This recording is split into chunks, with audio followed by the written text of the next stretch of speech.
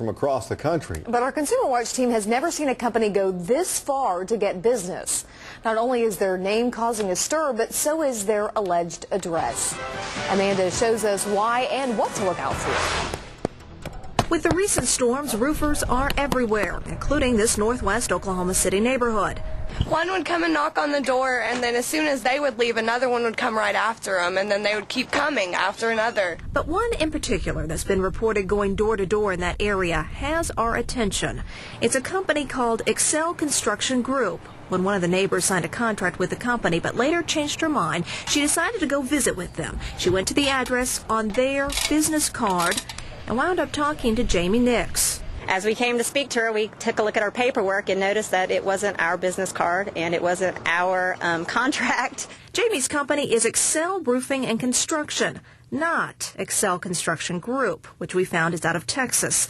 The Texas company's not only using a similar name, but get this, they've put the local company's address on their business card to make it look like they're from here. We've got billboards all over town, so I'm sure they just saw us, looked it up, did a little research, and said, oh, hey, this is a great company to be, and they tried to be us. We called the Texas company, and the person who answered the phone seemed surprised.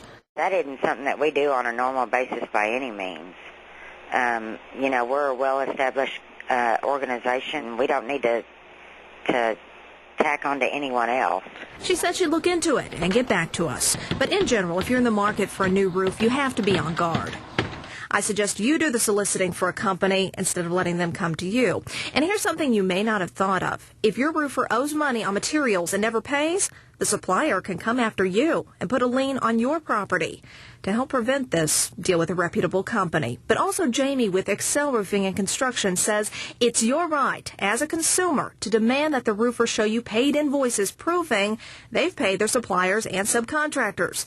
Make sure they prove it to you before you give them their final payment. It's easy to be deceived. I mean, these are smooth talkers from out of state. This isn't their first rodeo. They've done this before. What would help all consumers is if the state required roofers to be registered or be licensed. Now, there is a bill right now that would do just that, but don't look for it to pass. Senator Harry Coates says it has been so watered down, even if it did become law, it wouldn't do much good. For instance, the registration would be voluntary, but he says next legislative session we can expect a new bill with more teeth. We're here to keep an eye out for you.